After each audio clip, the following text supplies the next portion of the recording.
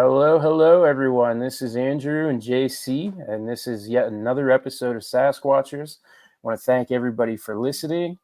We have a cool guest tonight that I'm looking forward to having a conversation with, and we'll introduce him after the intro.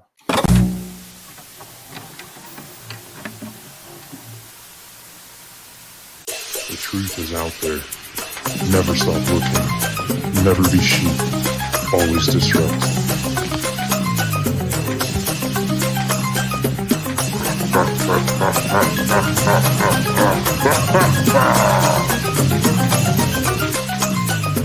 We are the ungovernable. We are the truth seekers. We are Sasquatchers.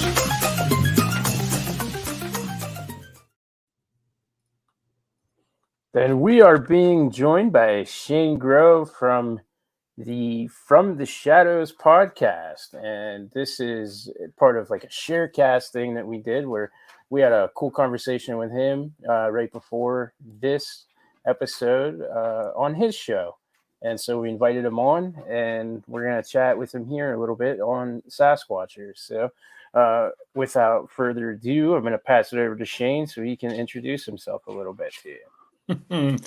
Well, Andrew and JC, thank you so much for, first of all, coming on our show and introducing yourselves to our listeners. And I appreciate you guys returning the favor and having me on. I mean, you guys must be really starving for entertainment and content to have me on. But I'm here to help shoulder the load if I can. So thanks for having me. And thank you for coming on. And yeah, again, thank you for having us on your show. That was very cool. We've been doing a lot more of those recently, or we're on other people's shows, and it's fun because some of that pressure is off, and you're just kind of there in the passenger seat, just talking and having fun. Yeah, look, I know you guys are in the infancy stages of podcasting, so to speak. And I remember those days where me and the rest of the from the Shadows crew, when we started, I mean, we had zero clue what we were doing. We didn't have a guy like JC and a guy like yourself who have done a lot of made a lot of content. I know you guys, we talked, you guys made wrestling videos and cooking and sewing videos and just about every other kind of video. But we didn't really have that. We started our show only because my co-host, now he's not on the show as much anymore, but we call him the Judge because he and I actually have the same first name, Shane. And he had an experience when we were in high school that's kind of I don't know, it's kind of a well-known dogman experience here in Ohio. And it was something that terrified him when we were in high school, and it was a lifelong search for him to find answers. And once he found some answers, he felt like he needed to tell people about what what had happened to him.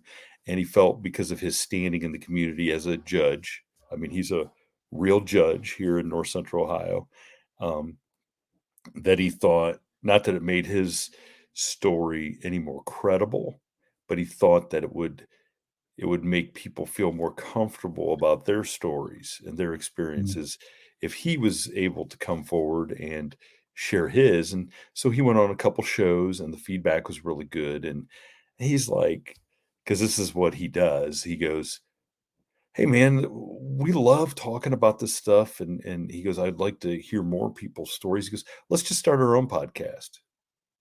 Well, we didn't know anything. We didn't know anything about starting a podcast.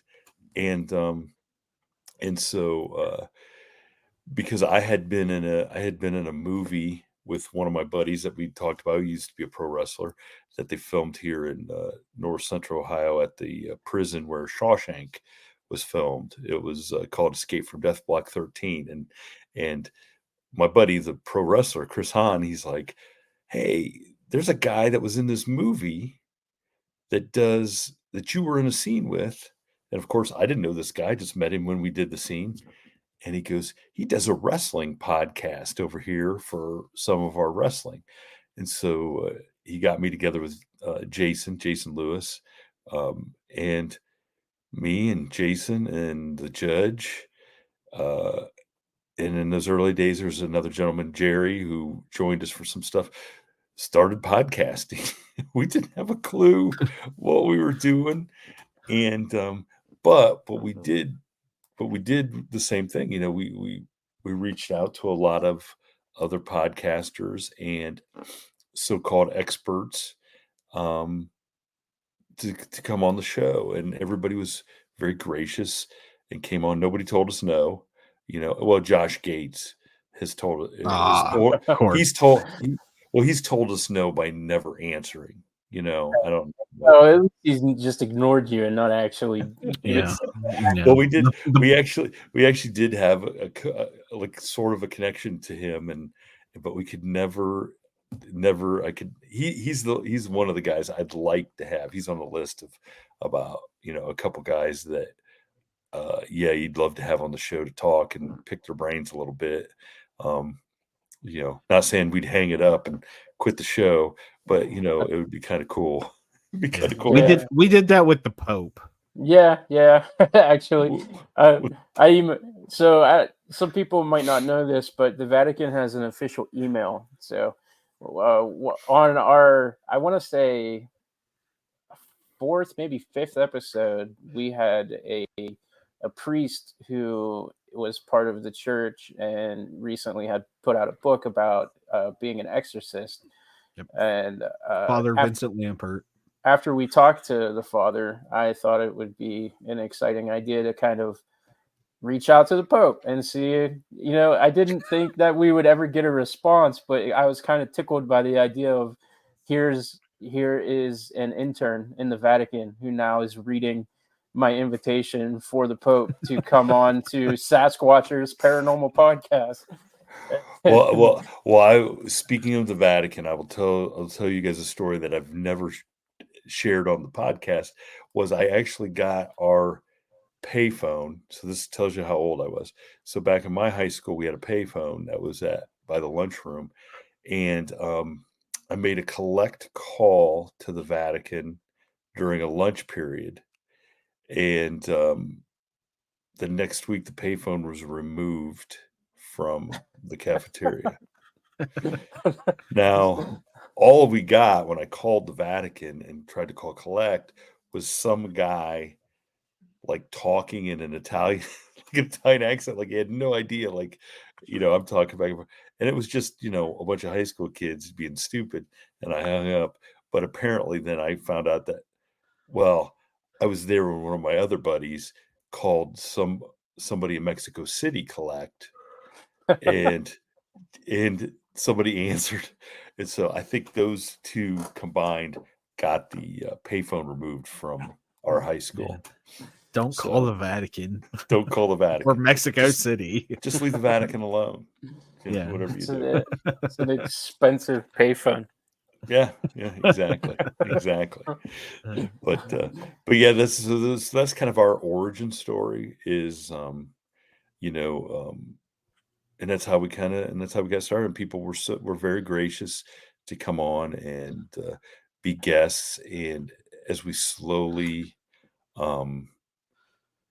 built our audience and people got to know who we were, we got more, because we tend to want to talk to just normal. I can't use it. I'm using air quotes, normal people who have had paranormal experiences and want to come on and share them. That's who we really prefer to talk to. You know, not that we don't want to talk to other podcast people or people that have written books or stuff like that. But our fans love to hear those real experiences. And I think that is that's the purpose of our show anyway, is to get those experiences out there so people hear them and maybe feel more comfortable about an experience they've had themselves that they just can't come to grips with and it makes them feel better. Maybe it doesn't make them feel better to know that other people experience the same thing, but it lets them know they're not alone and they're not crazy. Because I mean, and you guys have, 40 episodes in, I'm sure you've heard some really crazy things that are hard to wrap your minds around. Well, imagine being the person that is experiencing those things and not being able to, wrap their minds around, and to know that it's a real thing, that it's something that actually happened, and that you're not losing your grip on reality is Exactly. I think very therapeutic for people. Yeah, therapeutic 100%. And like, I won't bore our regular listeners with me talking about all of my experiences again, and certainly You don't don't want want to to talk put about the UFO? Come on. Oh, I don't JC, want to why put don't you tell the JC to UFO sleep. story? Just watch all other 39 episodes and you can hear it. But because of that, I've been lucky enough to have these experiences and am able to relate to the idea of Mhm. the fact that this podcast is therapeutic. For instance, we had Preston Bennett on, and Preston Bennett, he's very well versed in ufology, and he kind of validated everything that I said about my UFO experience. So up until that point, I've been dealing with people who were like, "Yeah, whatever, you saw a firework, move on with your life." So even just having that person who has written Mhm. countless books and done many shows sit there and tell me that what I saw was fascinating and thank me for sharing it. That's the kind of thing that kind of blows your mind a little bit. And Yeah, so, absolutely. Well, yeah. in the judge's case, you know, it was reading a book by Linda Gottfried that kind of, because he has this experience when we were, like I said, we were in high school. It happened one night. He was out running on a country road, and the next night, a whole group of us were together, actually not that far from where he had his experience. And it was a group of guys. We all went to high school together, and we all played high school basketball together. And we were in our buddy's garage playing poker. Okay. And he's telling us what happened. And but he didn't tell us what he saw. Okay. He left that part out because he wanted to know what all of us thought this thing could have been in the field pacing him that he couldn't see. And and I remember like it's yesterday. Our one buddy who is now a Division I baseball coach, and him just sitting there going, "Dude, it was just a deer. Come on." I mean, I could see it like it was. And here's the thing is, so that story is from when we were 16 years old. So a long time ago. And when we started the podcast, our buddy who's the Division I baseball coach, and the other guys that were there, they're like, "You mean he's telling that story about that one night of the thing that was following him in the field?"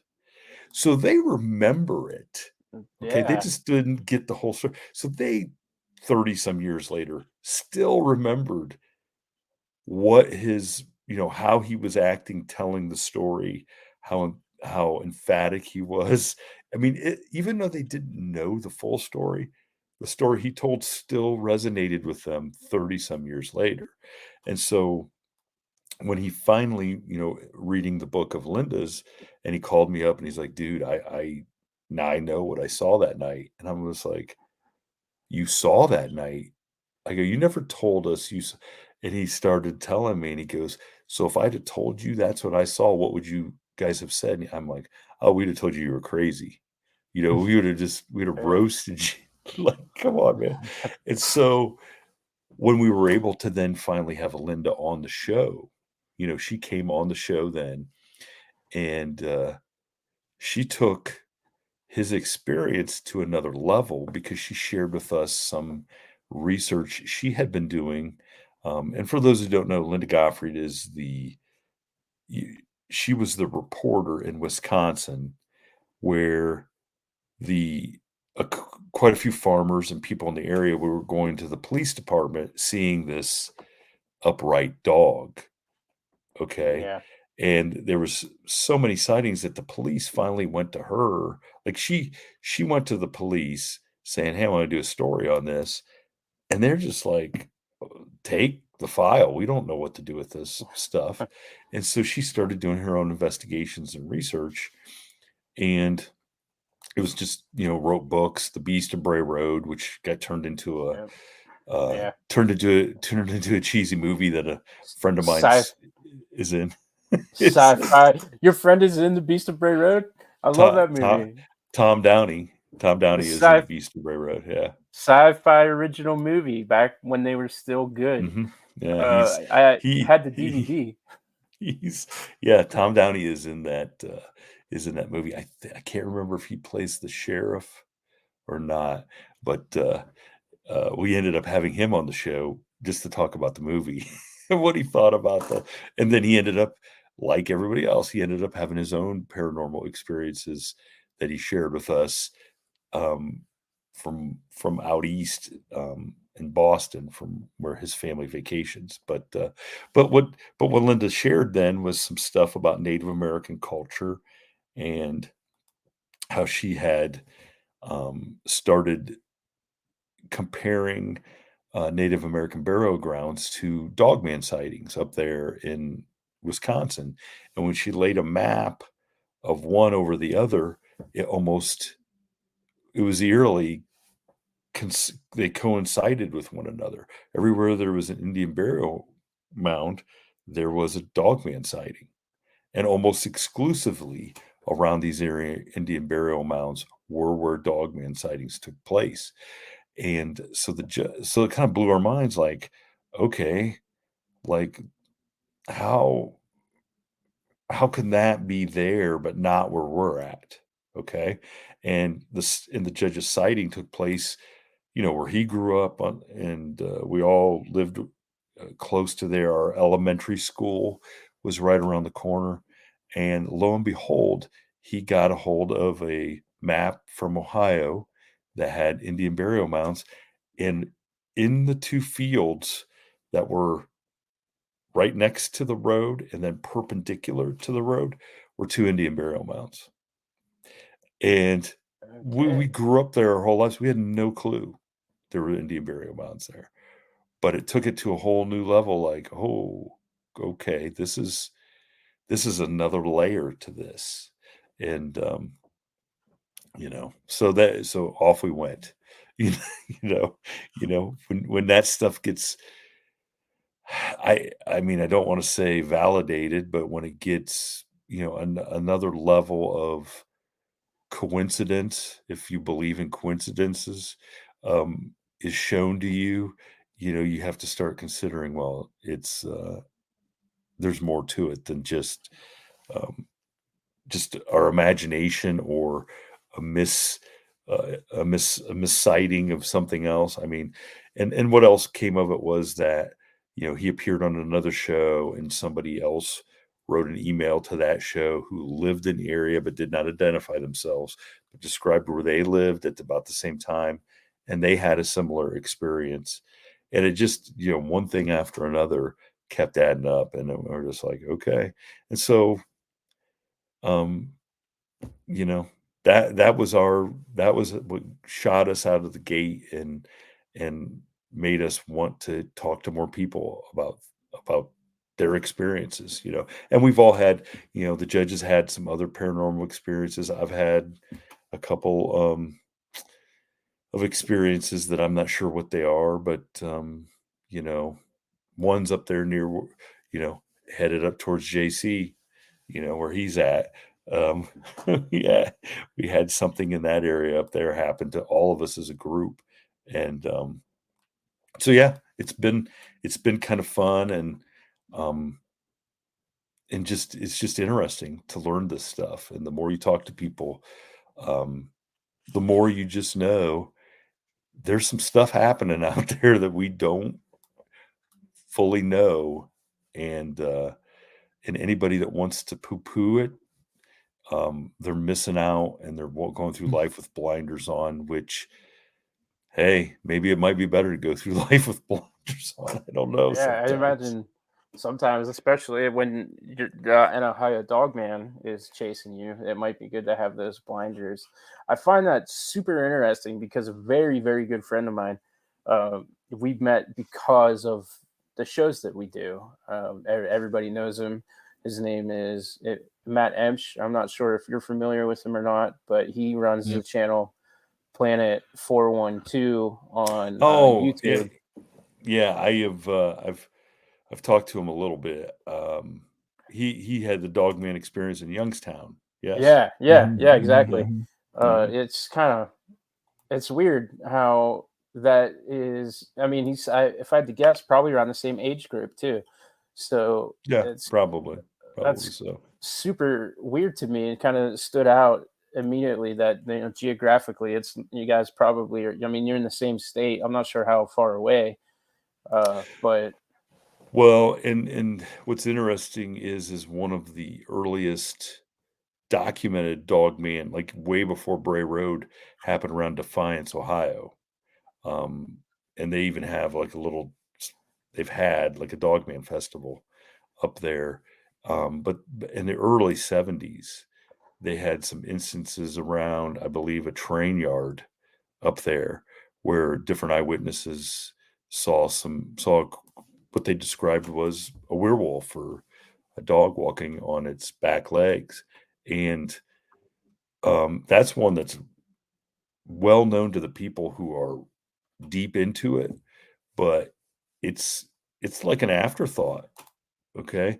But doing our show, we had a lady listen.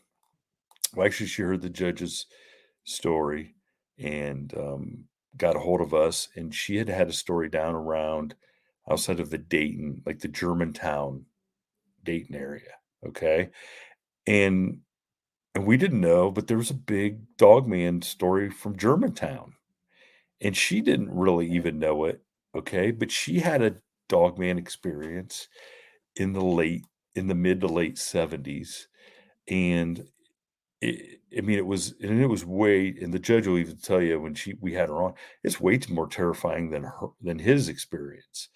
And um, it had bothered her entire life. And it was a story where her and her boyfriend at the time and another couple were down this road where the bridge was it was one of those old country roads where the bridge was no longer passable. So you could drive down and park or whatever. And so as teenagers did back in those days, they were down there parking, messing around. And she said basically it was like a werewolf came up to the car. They saw it, and then it came up to the car and like put its hands. She did not say paw, like hands on the window, on the door, and like almost as if it was trying to get in. And so, I mean, it just terrified her. And of course, they took off, got out of there, and this thing had just tormented her this whole. I mean, because it was terrifying. Well, she reached back out to the guy, 30 years later, because she just wanted to know, like, what do you remember about that night? And he just goes, it didn't happen. I don't know what you're talking about. So he completely dismissed her. And she said, that's it. I'm not going through my life like this. She reached out to us, came on the show, told us her story. And then what ended up happening is we, Seth Breedlove and the Small Town Monsters people, Heather Mosier and those guys did a documentary called American Werewolves that came out last year, the year before, or whatever. And we were in it for the judge's story. And then she got to tell her story on that because I said, hey, this is somebody you need to talk to. And it just made her feel so good that somebody listened to her, believed her story, and that she was able to share it to even more people. And we were the first people she told it to. And that was after, it was that had been like 40 years by the time she told us. And and I get people I get people like that all the time. I mean, I got a list of people who I have talked to who have reached out to me that that won't come on the show to tell their story. And their stories are fantastic stories of Bigfoot or Dogman or just whatever other paranormal. And I mean, most of them are Bigfoot because, they saw a Bigfoot and had an experience that was so terrifying that they just want to talk to somebody who will listen to them and believe them. And but they just don't feel like coming on the show. And it's like, oh my gosh, the podcaster in me is like, Yeah. please come on the show. This Get is on here. Yes, this would be fantastic. Mhm. But you have to respect their wishes, and just be thankful that they trust me enough to call me up and talk to me Absolutely. off the air. And I don't mind. I mean, I have no qualms about talking to somebody now. And we kind of discussed this off the air a little bit. We do have lives that don't just involve doing the podcast. Unfortunately. Not Yes, and anymore. I don't. not Well. anymore. You don't. Well, okay. But I mean, I I still have. understand what you're saying. Yeah, I mean, I still have a full-time job every day, Yeah. and trust me, I have been on the mail route with somebody telling me a Bigfoot story in my ear and my Bluetooth that ends up either coming on a show and becoming a guest or whatever, and it makes delivering the mail that much more fun because it's almost like listening to a podcast episode of somebody else's but it's Yeah. and if you'd have told the 9-year-old Shane Grove that I would get to talk to people about Bigfoot and UFOs and just any of this stuff, and I'd get to do it and get look and make money doing it, getting paid because we all do make a little bit of money. It's well, I do. I don't know if you guys Not do, us. but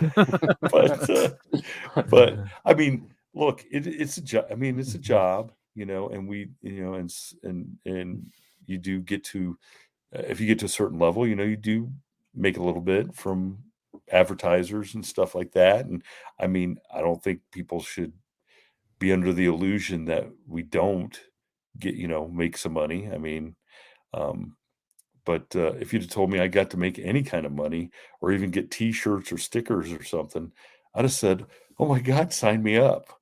You know, Right. uh, I would have been like, just to do it for free. Which guys, like, we did that for the first couple years too. We did it for free. So, um, but if you don't love it, there's no point in doing it. I mean, there's just no point in doing it, and I think you got to do it for the right reasons, and that's, especially this part. I mean, of course, there's 500,000 podcasts in the world today, and I think the people that do the ones similar to ours, um, most of them do it for the right reasons because they've had experiences and they just want answers. And are we ever going to get answers? I have no clue if we're ever going to get answers. I've got some answers off the air that I'm scared to death of, that I don't want to believe are true, but um it just makes getting up every day and wondering what's going to come next kind of an exciting adventure. Yeah. That's kind of the payment for me.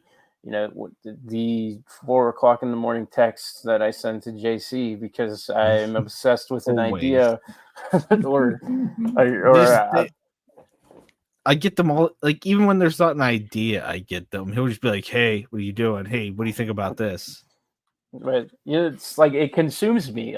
This is what I have the full-time job. I have kids. I have a wife who has texted me 3 times, respectfully, not being mean or anything, but just like asking for updates on how our shows are going tonight. Like what time am I going to go upstairs and wake her up and You know, she's not going to be able to go back to sleep. Even if I turn the fan on high, she's just not going to be able to get back to sleep because I'm going to go up there after midnight and wake her up. And, you know, it's like all of these little things that people probably don't realize that we encounter and what we have to, you know, work around in our daily lives to do this. They really add up. So if you do not have that love, like the labor isn't worth it. And I think you see like the shows that make it are the ones that were doing it for those right reasons. And we had, I called it like we had a, I don't know, like a freshman class or whatever, so to speak. When we started doing this show, I, you know, did a deep dive on some of the other newer shows in the same field, obviously the paranormal niche. And what I've been able to do, well, number one, is make some like ridiculously good friends. The people who are doing it for the right reasons are genuinely very nice people. And I've gotten that feeling from you this whole time that we've been talking to you. Like I'm happy that I've been able to have a chat with you and to, you know, share experiences and learn because you just seem like a really genuine dude. And so I have made what I think will become lifelong friends due to this podcast. Last week, unfortunately, we had to cancel like 3 shows because I had to rush my son to, you know, Children's Hospital, and the guys that I am friends with due to just podcasting reached out and were supportive in ways that like nobody that in my life has ever been supportive in a way before. Like I can honestly say that my 3 best friends that exist in this world are because we share that desire to learn about the paranormal or share these experiences. And it it's easy to write paranormal stuff off from an outside perspective. And so the people who champion what we do, I think for the most part, are just really, really dynamic people, and they deserve the platform and they deserve to be heard. And you know, it's worth sitting up at 4 o'clock in the morning trying to figure out what the next move is going to be. I don't know if JC agrees with that, but you know. Well, I mean, I don't. His messages are endearing. I appreciate the work that Drew puts in because he's like a psychopath about it, and I mean that endearingly, as endearing as that can be. But like the dude, he doesn't stop. And that's a positive thing, right? Like he wants this is his dream, and I'm in on it. I'm here for the ride. Let's do it. Listen, and you say, okay, that you're obsessed and you're, you know, and that's why you're sending them. So I do some creative stuff on the side. I do some songwriting. So I write country music, and I know some, you know, I know some very famous people that will text me at 2, 3, 4 o'clock in the morning because they're artists, and that's when they're on the bus after a show. They got their mojo flowing, and it's like so my phone is on awe. You know, I do not hear it when I'm sleeping because I do have to get up every morning at 5:40 to get ready to go to work, and but they're obsessed about the creative stuff that they do in a different avenue, you know, and when the mood hits you or an idea hits you or something like that, you know, look, you gotta share it, right? You gotta share it. And and he does share it. Oh my gosh. Over the course of like 7 messages, he'll share it. Yeah, I'm one of those guys. Yeah. Hey, look, I used to get this. It was me and 2 other songwriters with this artist, and we worked on this song. Gosh, it was for a while. It was for a long time. But he would get in these, and I want to say manic stretches. where he would be like singing. You could tell he was in his apartment, and he was on a guitar, and he was singing, and you could hear the wheels in his head turning as he's like, okay, guys, I got this idea, and he'd be doing it, and you'd wake up in the morning, you'd be like, oh my God, what is he? But then you'd listen, and you couldn't help but smile because you knew. And the problem is the rest of us weren't up at 3 o'clock in the morning when he was to like respond immediately. And so by the time we got to respond, then it was another 24 hours before he got back up, and but but I totally get the obsessiveness and for that, I am not up at 3 or 4 o'clock in the morning, no matter how obsessed. So, Drew he's this man right here. yeah, that's Yeah. that's but that just shows you what this does mean to you, and you take the good with the bad, right, Jason? You Yeah. just kind of roll with it. Yeah, he has Sure. to. Once he keeps his phone on silent, he sees it in the morning. It's fine. I'm not expecting a text. Like if he texted me back immediately, I'd think his house was on fire or something. I do. But I've occasionally texted you back at weird hours at night, but for the most part, I get back to him about around like 9-ish is about the time I start getting back. when But it's it's just show related, I got to get it out because yeah. I get some of it also is fear. Like if I don't put this down right now, 6 hours from now, I might not remember what I'm thinking too. Well, this is So. this is a songwriting at how do I want to say it? It's a song.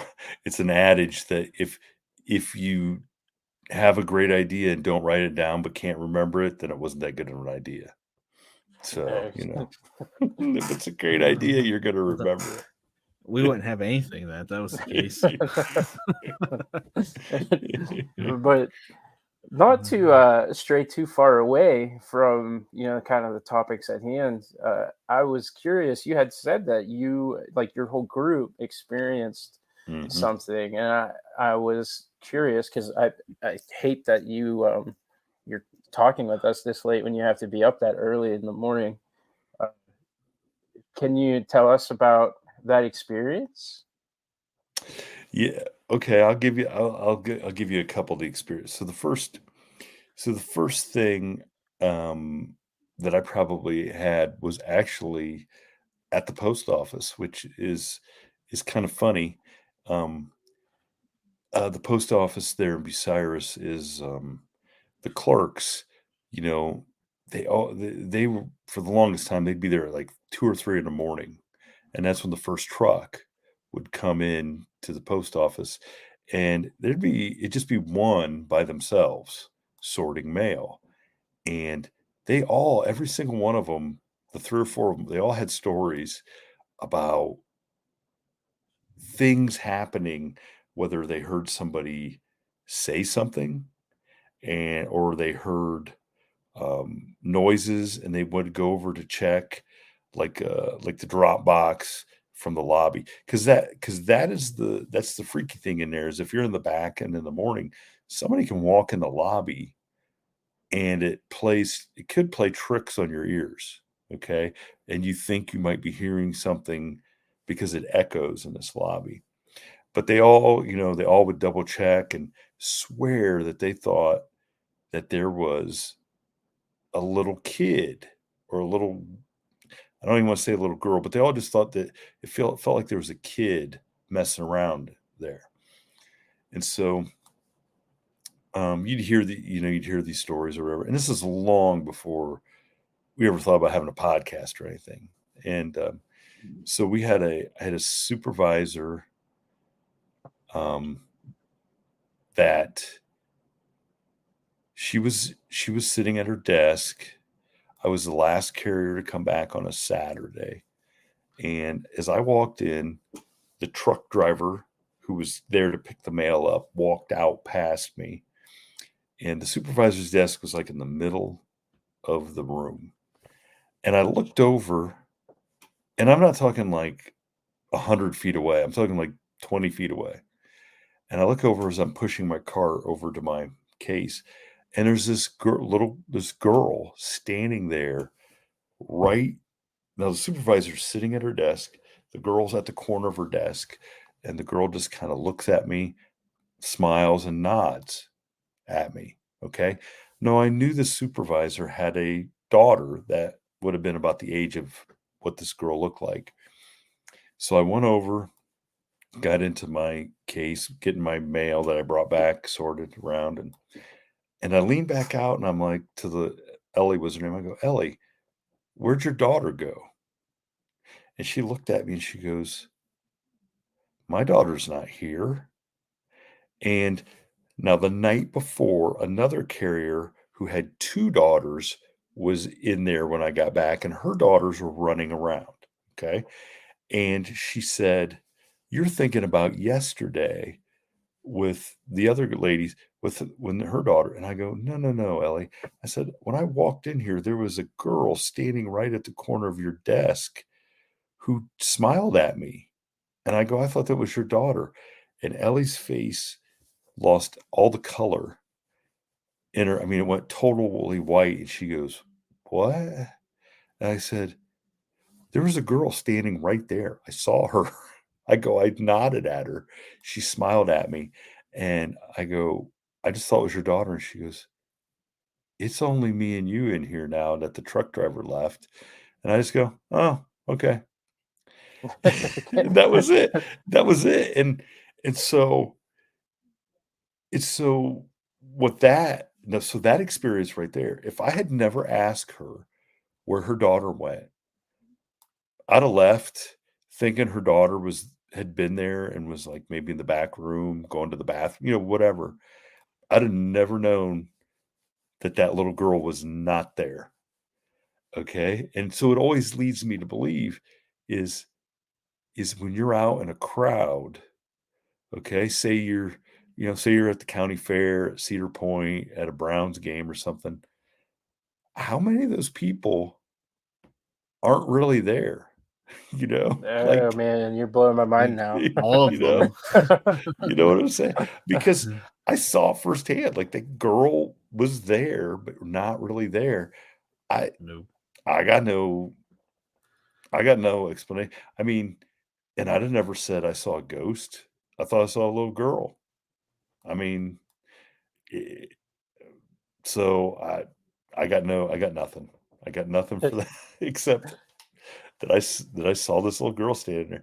I mean, at least it was like a pleasant exchange, and you guys exchanged smiles and nods. Horrible, yeah. Mm-hmm. Yeah. She it wasn't like horribly disfigured. Like didn't like so and there's been a couple other like ghosty things there, but when you guys had in our episode asked me about coming up and the next time you guys do something in Kirtland, and I said, well, I'm way too smart for that, okay, to go out and all the guys, I mean, everybody wants me to go bigfooting and stuff like that. So yeah. So the one time that we did go out, so we had made friends with guys that had a podcast up in the Oberlin area. It was called Paranormal Road. Okay. And I got to be good friends with one of the guys, is Dave and Randy, and Dave Hensley and I got to be good friends. They were on our show. We were on their show. And Dave and Randy had a camper at a place outside of Oberlin called Sean Acres. Okay. And it's not, it's spelled SCHAWN, whatever. So he sends me a text one time. And he says, you're never going to believe this. Now, Dave and Randy were paranormal investigators, and they had the ability to, like, they were empaths.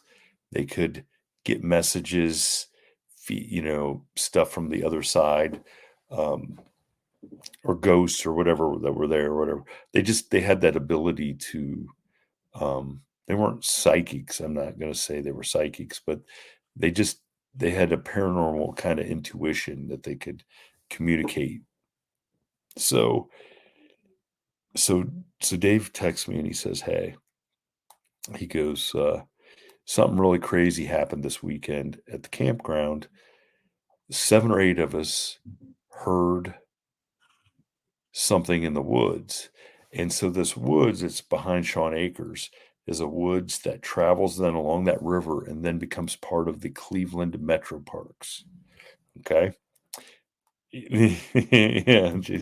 And so I I, hug. s- I said, so what happened? And he said, well, we heard this howling in the woods.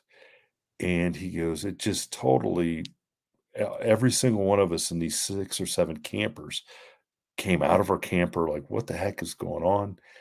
And nobody could figure it out. He goes, so I got on because he's doing his show. And so he's like, man, is that a Bigfoot? Like, did we hear a Bigfoot howl?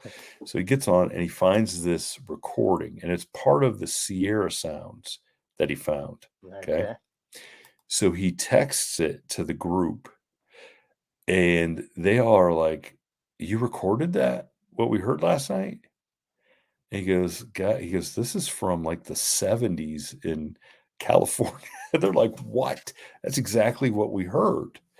So then they are talking about it, and a lady who camps there all summer long, not just there on the weekends, but she's there during the week, um, tells them, yeah, that I hear that all the time. She goes, I don't even let my dog out at night during the week when I'm here by myself, because she goes, it won't go out. It's scared of what is out there. And they're like, what? And so they're talking about, Bigfoot and stuff like that. Well, the manager of the campground is an older lady, and she hears them as she's walking by, and she comes over and she says, I don't want you guys talking about Bigfoot. I don't want to hear that. I don't want people thinking there's a Bigfoot here or whatever. So he tells me all that, and I'm like, okay, what the heck is going on? So that is like in 2019 when he's telling me that.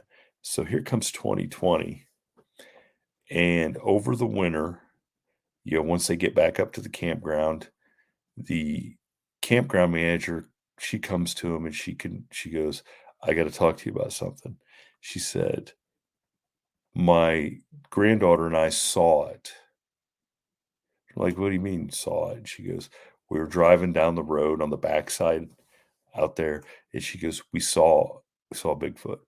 It crossed the road, went down this farm lane. She goes, I went after it in my car to see how, and it took off. And so he calls to tell me that. He goes, I think you guys need to come up and do an episode here at Shawn Acres. And I don't know if you guys know Amy Boo, but Amy Boo is a well-known Bigfooter here in Ohio, and she was good friends with Dave and Randy. And so the whole idea was in July of 2020, right, we were going to go up to the campground. We were going to do a live. Well, we were going to record everybody, and it wasn't going to be live, but it was going to be a podcast where we were going to have the campers that heard all this stuff with Amy Boo, and we were going to have this. It was going to be a cool kind of round table thing that we did at the campground. And then we were going to go out into the woods afterwards, not to record anything, but we were going to go do some searching. And I'm like, whatever, like, okay. And so we do our podcast episode, me and the judge, Jason, our buddy Jerry, a couple other people, Dave's son, I think his 2 sons were there. We all go out into this woods, and there was 2 guys that were supposed to be leading us through this woods. We had never been in these woods. I had no idea what was on, what the layout of these woods were. I didn't know any of the circumstances.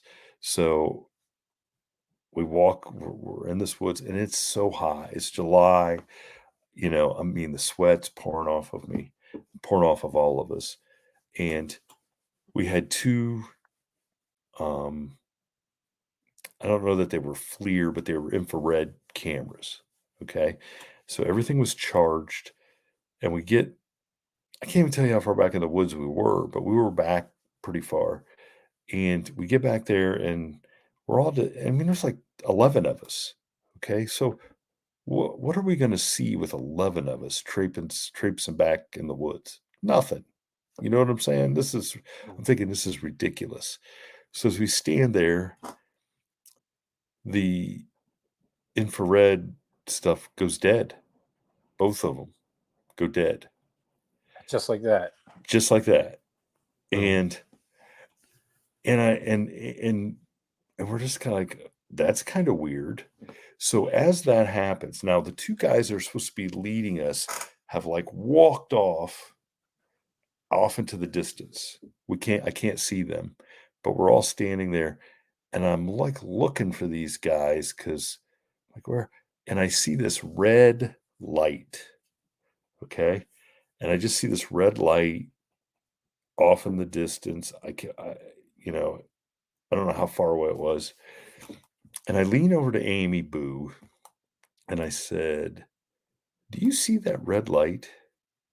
And she looks up, and as she's looking, a second red light appears. Now, I'm just going to say it looked like a pair of red eyes because that's the distance they were. Okay. I, I'm just saying that. All right. And she goes, "Oh my God, I do see them." And when she says, "Oh my God, I do see them," one that just opened up, blink just goes out. Then the other one goes out. And I'm like, what the heck is that? Now, keep in mind, I have no idea. Am I seeing through the woods and I just saw some taillights? Was it those two knuckleheads that were supposed to be leading us around? Did they have red lights on their head or something? I even thought, was it a reflector on a tree? And these guys were shining their lights on. I'm sitting there trying to think of what this could have been. And Amy was getting she's like, "Let's walk up there and see what we can see." So we get up. I don't even know how far, 50 yards. I don't think we went 100 yards, but we got up far enough that you could see that we were not looking through the woods, that there was a hill that went up. Okay. So we were looking into the middle of this hill. So here comes the guys back. And I'm like, "Come over here." And I make them turn around and I look, they have nothing red on them. Okay. Okay. There's no reflectors in the trees. So Amy and I are on the same wavelength, and she goes, "Okay." And she's a teacher. So she's feeling responsible for all of us kids, so to speak. And she goes, "You know what? Let's kind of spread out a little bit, but let's just stand and listen and just see what we can see or hear." So I go out towards the front with another guy, and we just all are kind of quiet and listen. And all of a sudden, it feels like I'm standing in a stream of ice cold air. Okay. Now, remind you, I'm sweating so bad, it's dripping down my face. Okay. There's no air moving through this woods. And all of a sudden, it feels just like somebody just. And I look to the guy next to me. I go, "Can you feel that?" And he goes, "Oh, yeah." And it's just ice cold. Like I'm getting goosebumps talking about it. So we go back and I go, "Amy, you're not going to believe." And it didn't happen to anybody else, just us two out in front. And she's like, "I think it's time for us to head back to the campground." And so we get back to the campground, and then the next day, Amy and I got on. We did a podcast episode talking about because we wanted to have it fresh in our minds, talking about it. And Of course. and it wasn't like we were saying. I don't think I don't know what happened. Okay, here's what I know happened. The FLIRs went dead. I saw two lights that blinked out. That I can't explain where they were coming from. And then I was standing in the middle of a woods in the middle of July when it was 90 degrees, and then a stream of cold air enveloped me and another guy. Those three things happened. Are they combined? Do they mean something together? I have no clue. But the next episode of Sasquatch Chronicles, Wes had somebody on that talked about that they saw 2 red eyes out in the woods. Then the next summer, Dave and Randy finally went out into the woods, because I asked him after we got back, because I thought it was something maybe paranormal. And I thought, man, those guys can sense that stuff. Maybe they can go out there and sense something. And they're like, we're not going out there. Well, they finally went out. They finally then had 3 or 4 people from the campground see what they described as red eyes in the woods that they saw. They went down in there, and people in their group experienced what they described as red eyes in the woods. Now, they did not pick up anything that they thought was paranormal, but they all saw red lights. What they were, I have no clue. Sadly, Dave, we were going to go back, and that would have been the one place maybe I'd have went back with Amy Boo and that. And Dave passed away probably the next year in 21 or 22. So we never did really go back. Now, I think Randy's still up there, and he'd gladly have us come up and do it. But it's just, I have no clue what happened. I just knew it wasn't normal. And Amy, who is a very experienced Bigfooter, is out in the woods a lot. She's part of the Olympic Project out in Washington. And they go way out in the woods, and do stuff where people aren't, and she was kind of like dumbfounded by it too. So I'm not here to tell you I saw Bigfoot or something, but there was something but it goes back to kind of the discussion that we had. Maybe it was on our episode of, a lot of times some things that happen in the woods, if they happen in your house, you'd say our house is haunted. And why don't you say the same things out in the woods? I have no clue. I have no clue what that was, but I wasn't the only one that experienced it. And, but that was just enough for me to say, okay, like, what if that had been a 9-foot, 800-pound gorilla that was mad? Still bashing your brains out, right? Yeah. I might not be here telling that story, but but that's so I don't know what that is. I don't know what that was. I mean, I got to say it was strange. But like I said, I'm not ready to say, well, that was Bigfoot. It was something, but I don't know what. Well, something works. Yeah, it was something, and I don't know. I still can't believe that with all of us out there that anything happened. But yeah, that's a concern of mine right now. We are actually going to do something similar here in June.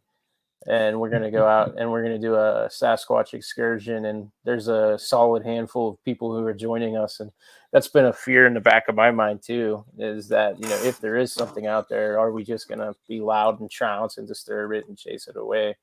So at least what you just told me gives me hope that will actually pan out for us. Well, the key to going out on a thing like that is that you got to make sure that there's one person in a group that can't run as fast as you, so that there's somebody left behind if you have to take off. It'll be me. Or you're not afraid to push somebody down to get away. Yeah, I was gonna say, bring also a club, take out a kneecap him for all of his sassy comments. But hey, you know what? I feel like we accomplished it. We're hitting an hour, and again, that went quick. that was a real fast hour, and then, we did talk to you on your show, so that's actually 2 hours that we have now sat and Yeah. chatted. Yeah. I It know. was a very fast 2 hours, and I very much appreciate that you allotted that time for us. So much. But Thank you so much. it's late, and you need to go, to work in the morning. So why I don't you go do. ahead and tell everybody where they can find your stuff if they're not familiar with it, and then we can wrap it up. Hey, look, if you're not familiar with the From the Shadows podcast, shame on you. No, I can't. I gotta hand it to you. You got great taste. Um, but you can find us everywhere at From the Shadows podcast, um, YouTube, whatever. You can just go to our website, From the Shadows podcast, and it'll take you to any podcatcher, our TikTok, our Patreon, everywhere. If you want to follow my stuff, you can just find me on Instagram at Shane Grove Author. Um, you can uh, you can dig into all the music and movie and stuff that I'm involved in on the side, which is kind of fun.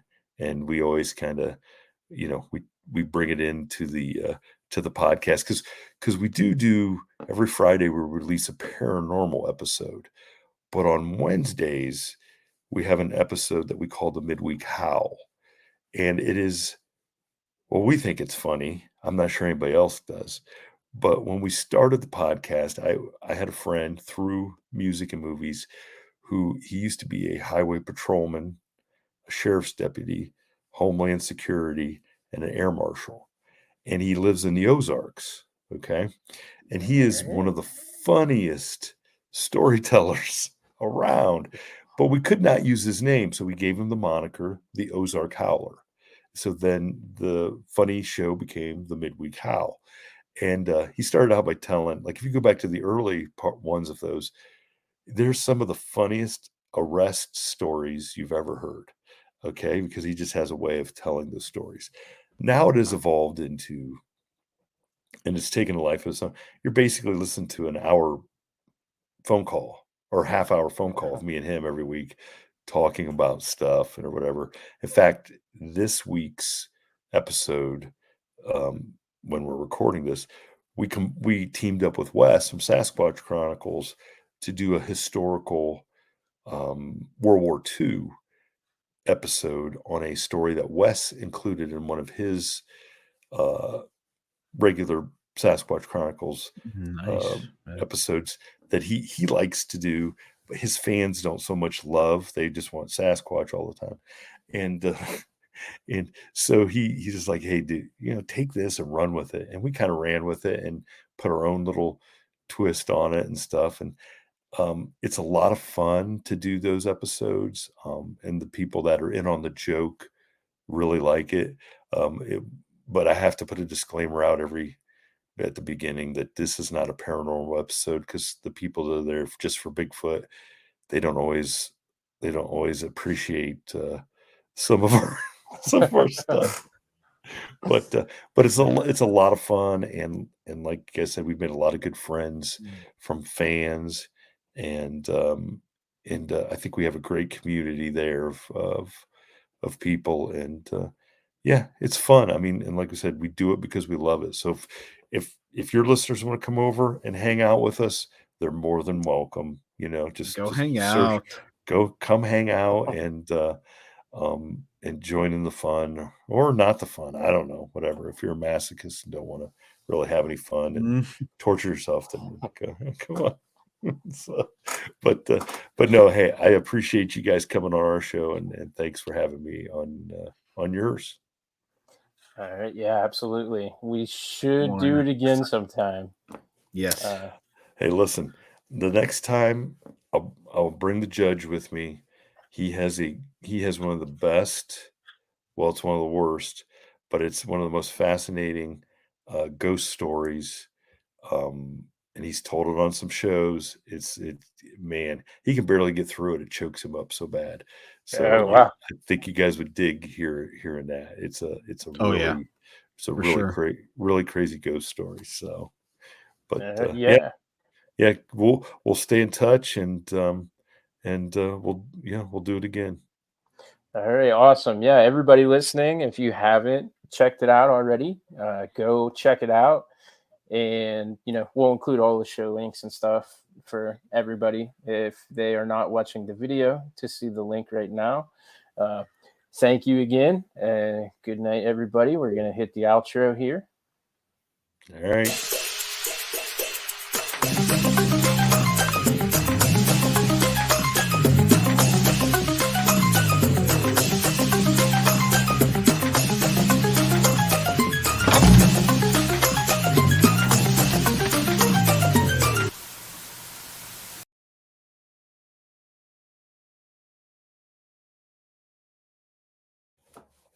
Thanks for squatching, everybody. Squatch you later.